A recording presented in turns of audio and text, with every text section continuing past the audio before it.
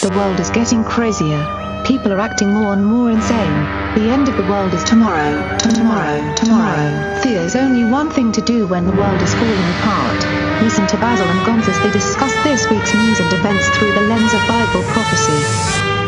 You are listening to Canary Cry News Talk. You're listening to Canary Cry News Talk. Today is August 22nd, 2018, and this week, the world versus killer robots. My name's Basil. And this is Gonz. Welcome to the show where we talk about fringe news with Canary Cry views. Let's get into it.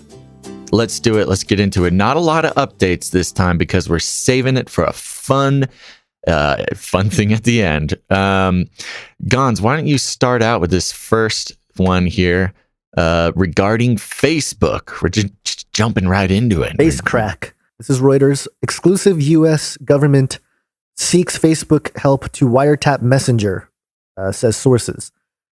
The U.S. government is trying to force Facebook Inc.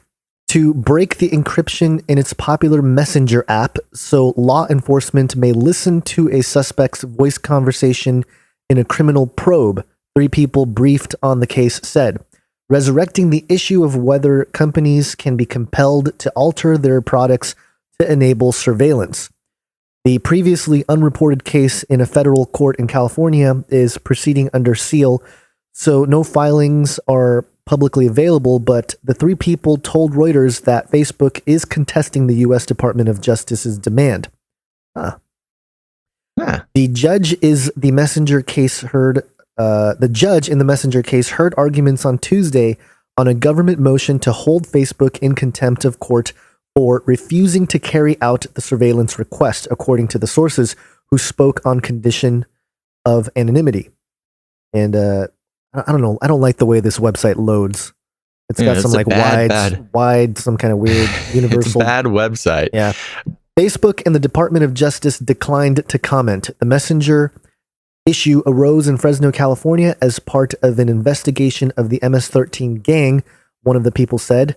U.S. President Donald Trump frequently uses the gang, which is active in the U.S. and Central America, as a symbol of lax U.S. immigration policy and a reason to attack so-called, quote, sanctuary laws preventing police from detaining people solely to enforce immigration law. Then it goes into kind of more Trump stuff, typical Trump stuff, like derailed. So interesting. Yeah, how it goes from this like very important and interesting case about the U.S. forcing companies to comply with, mass surveillance. Yeah. And then it goes into like 4 paragraphs of just Trump hate. He called them animals. He's just a terrible person. Okay, back to wiretap of voice conversations. In the Apple case, the company argued that the government could not compel it to create software to breach the phone without violating the company's First Amendment speech and expression rights. The government dropped the litigation after investigators got into the phone with a contractor's help. Unlike the San Bernardino case where the FBI wanted to crack one iPhone in its possession, prosecutors are seeking a wiretap of ongoing voice conversations by one person on Facebook Messenger. Facebook is arguing in court that Messenger voice calls are encrypted end-to-end, meaning that only the 2 parties have access to the conversation, 2 of the people briefed on the case said. Is that true, Basil? That's interesting because I don't think so. Because it's well known that when Facebook bought WhatsApp was a double encrypted conversational, mostly text. I believe you can make phone calls on it as well. And the company used to charge $1 a year for it. And it was encrypted end to end, and then Facebook bought it, and it's well known that they didn't decrypt it. I mean, it's still encrypted, but they still have access to the conversation. And there was a lot of talk about how they were using, the stuff that they talked about to basically sell more ads, which is basically, Facebook's business model. So it doesn't make any sense for them to make free products to not be able to take the data from it. And I think this article is a little misleading. I haven't looked into the details of the code on the most recent updates of the Messenger app, but I mean, of course, it used to be I mean, if it hasn't changed, then it still is, that everything that goes on within the Messenger app, yes, is encrypted end to end, but Facebook being the middle person, they suck out all the data in the middle to. Right. Yeah. It's kind of like we're stewards of your data. Yeah, this doesn't surprise anybody here listening to this, but yeah, just because something's encrypted end to end doesn't mean that the company providing the service doesn't have access to the calls and the data. Especially a centralized service like Facebook. Well, right. That's exactly right. So yeah, I don't really know. They're trying to make it sound in this article like Facebook doesn't have access to the calls. But here's the thing. This is actually, if you wanted to really get down and analyze this, I mean, the fact of this story happening and this article being posted on a huge, Reuters. Rothschilds. I mean, this is yeah, exactly. I mean, I see this more as an advertisement for Facebook. They've been putting a lot of money into convincing people that, like, we're sorry, we're doing better now. Look, we're not doing. Talk to the people in government. Yeah, we're not doing all the bad stuff anymore. And yeah, so they kind of leave it at the fact that, like, oh yeah, it's double encrypted from one side to the other. But that doesn't mean that Facebook can't suck up the stuff in the middle, especially when they own the whole platform. The encryption on both ends. They can say, like, oh no, we don't know the encryption key, but like, you made the encryption key. So it's like, if you want it, you could have it. It's the lock manufacturer, Yeah, right. Exactly. It says here that Facebook says it can only comply with the government's request if it rewrites the code relied upon by its users to remove encryption, or else hacks the government's current target, according to the sources. And that's also technically false. They wouldn't need, you wouldn't need to remove encryption in order to give the government a backdoor. You just give them a backdoor encryption key, and then they can get into whatever they want. What about just like walking into the data centers? That kind of backdoor, like, hey, come look at the data. The data. Yeah. I mean, well, that's always an option. They could always send them a packet with all the data they want. But it sounds like the law enforcement wants to listen in real time to calls made on the Messenger app. And here's the thing, Gons, because people try calling you. Well, I don't know about you, but they try calling me on the Messenger app all the time. Yeah, I've had phone calls like ring and stuff, but it kind of freaks me out, so I never answer it. So sorry anyone's out there. Of course, that's a bad idea. Anybody listening, anybody in the thrall of my voice here, don't even bother. Barely even bother sending a Facebook message with any sensitive information, but even less making Facebook calls on Facebook Messenger. I'm just not even like set up to take those calls, and B, that is like literally the least safe way to talk to me. If you got something really important, send me an email. We'll figure it out, which people do all the time. But yeah, so there you go. And it's funny, again, going into an analysis of the existence of this article, where they're kind of leaving out the details, making it sound like Facebook has this super secure encryption, and even they don't know what's happening in those conversations.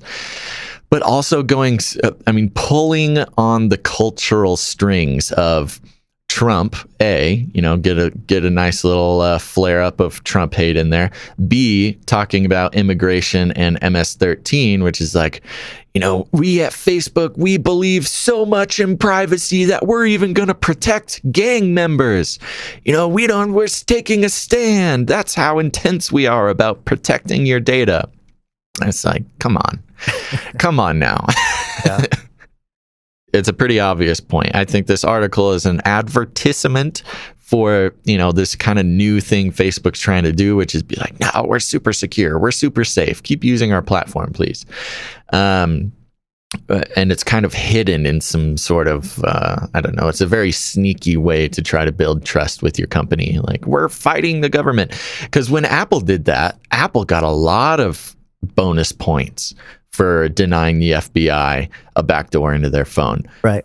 Now there's, I think that this unnamed contractor that they say helped break into the phone, I'm sure that was somebody from Apple. I don't know. Adolf. If Former I'm employee, maybe. not even that. If I'm putting myself in the shoes of Apple, I'm like, look, no, we can't give you a backdoor. That would totally destroy our credibility with our customers. Right. But here we have this guy, and he can get you into the phone. Like off Just the call record. call him a contractor. He'll break into the phone for you. Just stop this. Stop putting pressure on us. We're going to lose. Yeah, we're going to lose billions of dollars if we start saying we're bowing to the government. That's what's weird. The layers here about how, because that Facebook was a product of the CIA. It had assistance, to be built from the beginning. Mm-hmm. And so they had a hand in its creation. Sure. So the fact that they're doing this publicly, even that story, the old story about the hacking into the phone and all this stuff, it's strange also because if you kind of logically think about it, if you're the secret intelligence agency, if you want to listen to a phone conversation or a messenger conversation, I guess the easiest thing to do is to have that back door, but that's like the lazy thing, like that there are other entry points to try to intercept that communication. Yeah, you can just hardware. Yeah, you can just hardware. You can hack in hardware. Like if you're on a phone, you can hack the hardware and just tap right into the microphone. If you're on a computer, that's even easier. You can just hack right into the hardware and listen to the microphone. Right, it's not that hard. They don't need. That's what I'm saying. Like this whole talk about like getting into the encryption is so unnecessary. And that's why I think it's all just a secret advertisement for Facebook's new face they're trying to put on. Sure. But that being said, this next article, Gons, is super interesting. I'm just going to give it, I think I'm just going to give it a straight read through because I think it speaks for itself. It's just very interesting news to keep in mind. Now, it is from theguardian.com, so keep that all in mind. And I'm just going to give it a straight read through so we have the time for what we want at the end. Okay. Sounds this good. is TheGuardian.com. Use of killer robots in wars would breach law, says campaigners. The use of fully autonomous weapons in a theater of war would breach international law, campaigners and experts say, as long-standing calls for a ban on killer robots intensify. These AI-powered guns, planes, ships, and tanks could fight future wars without being subject to any human control, as high-tech nations step up investment in the weapons and inch towards full autonomy. 26 countries explicitly support a prohibition on fully autonomous weapons. With Austria, Belgium, and China recently joining thousands of scientists and artificial intelligence experts and more than 20 Nobel Peace Prize laureates in declaring their support. In a new report published jointly by Human Rights Watch and Harvard Law School's International Human Rights Clinic, the organizations have stated that fully autonomous weapons would violate the Martens Clause, a well-established provision of international humanitarian law. It requires emerging technologies to be judged by the principles of humanity and the dictates of public conscience when they are not already covered by other treaty provisions. Permitting the development and use of killer robots would undermine established moral and legal standards, said Bonnie Doherty, senior arms researcher at Human Rights Watch, which coordinates the campaign. In all caps, the actual name of the campaign is the Campaign to Stop Killer Robots. Love it. How do I get involved? Quote, the countries should work together to preemptively ban these weapon systems before they proliferate around the world. The groundswell of opposition among scientists, faith leaders, tech companies, and non-governmental groups, and ordinary citizens show that the public understands that killer robots cross a moral threshold. Their concerns, shared by many governments, deserve an immediate response. More than 20 governments are meeting at the UN in Geneva on 27th of August for the sixth time to discuss the challenges raised by fully autonomous weapons. The talks were formalized under a major disarmament treaty in 2017, but they are not yet directed toward a specific goal, and there has been widespread frustration among campaigners with the glacial pace of the process. However, if states recommend negotiations should begin in 2019, it would help pave the way for their formal approval in November, after almost every country agreed that some form of human control should be maintained over the use of force at the last meeting in April.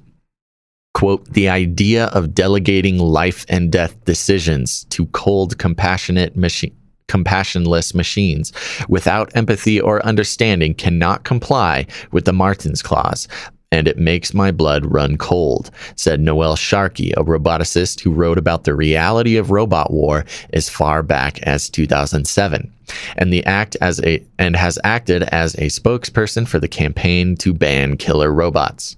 Quote, we expect more European countries will step up and that the clamor will get us that keyword negotiation into the mandate for next year. There is already a growing consensus that human control of weapon systems is crucial in conflict. Some states would prefer to shift from a prohibition protocol to one that requires a positive obligation to ensure meaningful human control, and both amount to the same humanitarian law, he added. So that just means that if an artificially intelligent weapon chooses a target, at the very least, it would have to check with a human to get permission to attack it. Fully autonomous weapons do not yet exist, but high-ranking military officials have said that the use of the devices, which would select and engage targets without meaningful human control, will be widespread in warfare in a matter of years.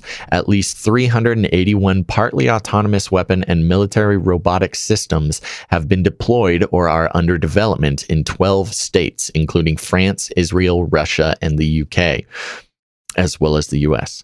It has been reported that Russia opposes the ban of fully autonomous weapon system, joining various others, including the US, who seek to block any further negotiations. Automatic systems such as mechanized sentries in the Korean demilitarized zone and Israel's Iron Dome have already been deployed, but cannot act fully autonomously. Research by the International Data Corporation has suggested that the global spending on robotics will double from $91.5 billion in 2016 to $188 billion in 2020 and bring full autonomy closer to realization. That's the end of the article. So this is very fascinating because, this really states, this is probably the most comprehensive article to discuss the possibility of fully autonomous robots fighting the wars without human interaction. And first of all, in all caps, the campaign to ban killer robots is the coolest name for a campaign I've ever heard. Yeah, and sign me up. Except I went there, and this is UN initiated, and there's a UN Securing Our Common Future agreement. Course. And so this is the left hand, or the right hand to the left hand that they're out there. But it's interesting that it says here that basically the offer is contained in the UN's Head 74-page disarmament agenda, launched in Geneva on May 24th, 2018. That's Geneva, Switzerland. That's CERN country, which describes how, quote, roboticist technology entrepreneurs, humanitarian actors, civil society, and many governments have raised alarms over the implications posed by the development of lethal autonomous weapon systems. And so it's interesting. So does this mean that the robot rebellion will not come from necessarily an international institution, but like the war will be sparked by like some rogue element that will like unleash his robot army, and the UN and everybody else has to be like, well, we're in it now, so we must unleash ours. And then like the hangars start opening and then the robot army comes out. Is that how it's going to go? Well, it'll be something like that, except for the crazy guy with all the autonomous robots is not some rogue. It's the U.S. and Russia. Well, there you go. The two biggest military superpowers in the world. What is interesting is China joined the anti-killer robot campaign. So, usually we're talking about superpowers. We got the U.S., Russia, and China. China being the least militarized superpower. But yet, still very, still a superpower. Right. But, one thing to keep in mind, and we're going to wrap this up soon for our last story here, which I'm very excited about.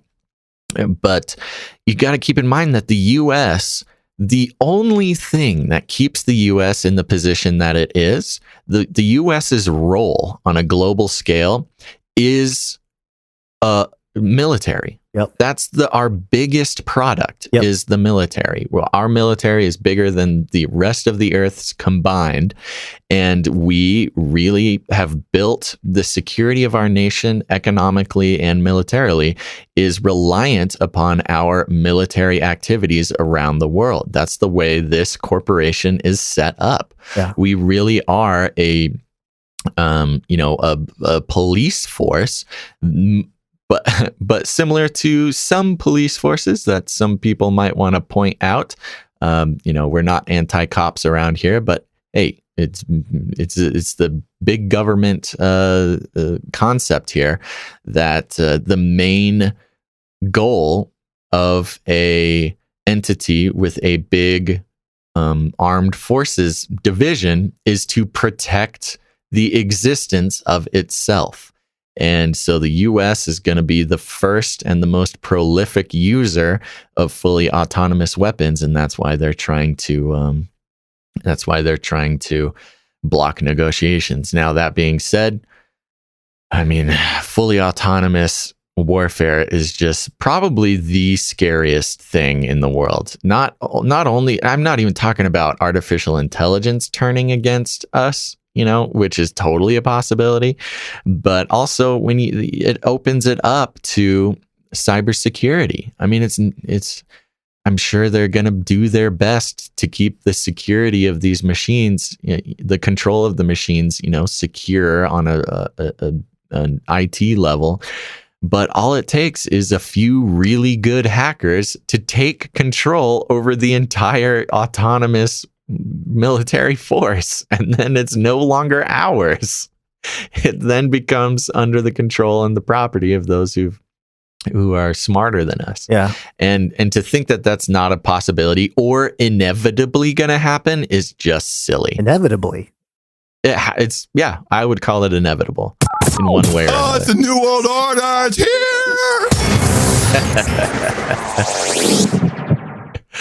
Okay, Gons, why don't you bring us into our last and very exciting I will. article. Before I do that, though, let me mention just real quick, Jeremiah 50, verse 9, it talks about their arrows shall be as of a mighty expert man. None shall return in vain. Intelligent arrows in warfare prophesied in the Bible. So there you go. Yeah.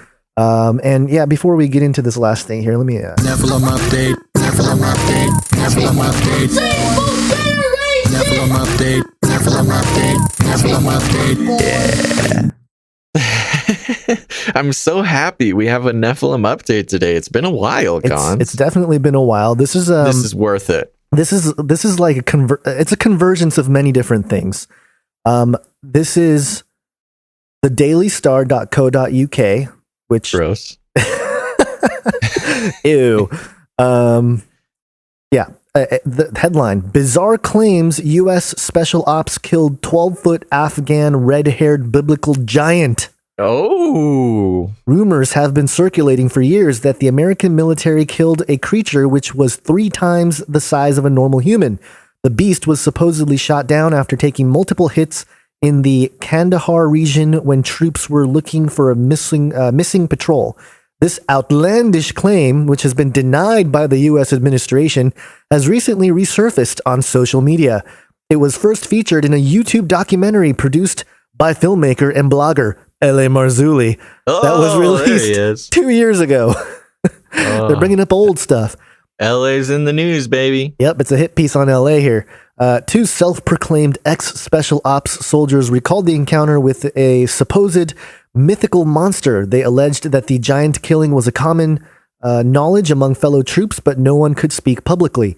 One soldier described the giant as 3 times the size of the man and had extra digits on his hands and feet, and it swung a huge blade. The other soldier said it was a man at least 12 to 15 feet tall. Most of you guys probably who are familiar with, who are listening to this podcast are probably familiar with the story. Steve Quayle talked about it before. But I love this because it just goes into the story of the whole deal. And one guy gets pierced and they all start shooting his face. And it's just a gnarly story.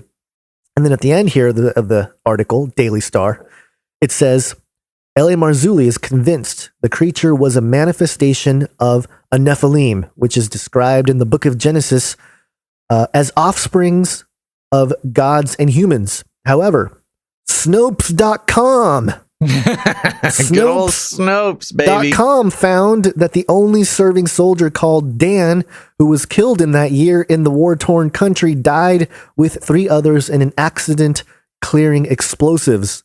The U.S. Department of Defense has no incidents in which military casualties are listed involving a giant. Nephilim update. Nephilim update. Nephilim update. Son of a bee sting. The government didn't report on it, so it didn't happen. Snopes.com.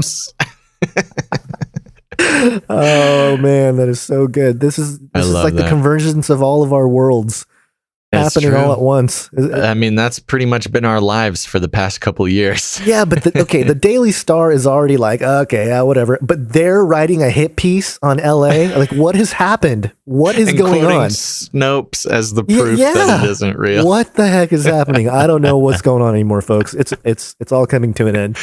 Well, that's why we have this show, Gons. That's why Canary Cry News Talk is here to help guide through the mire that is the mainstream media in its many forms, including the rags that that make their way around the internet. Yeah. Now, everybody, just want to let you know, you're listening to Canary Cry News Talk, but we also do another show called the Canary Cry News Talk Extended Reports. And if you are interested in that, you can head over to patreon.com/CCNT. I forgot about it for a second there.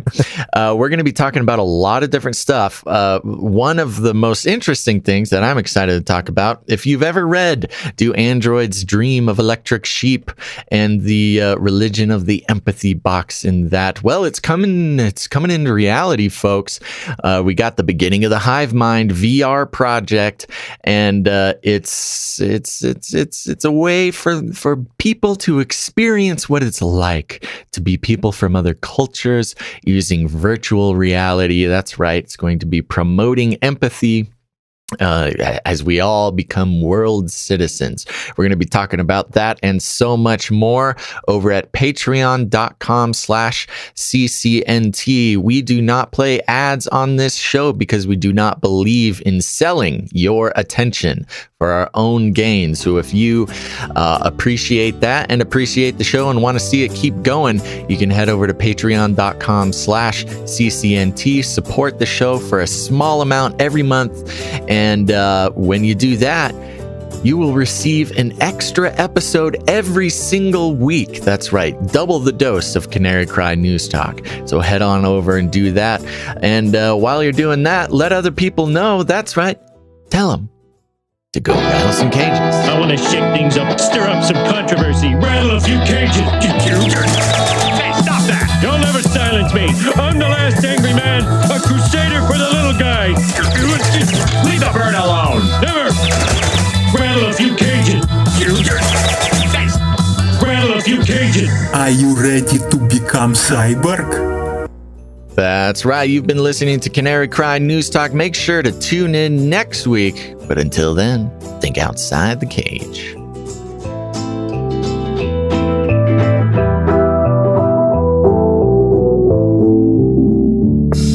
You're going down, Olstein. Blockchain. Yeah.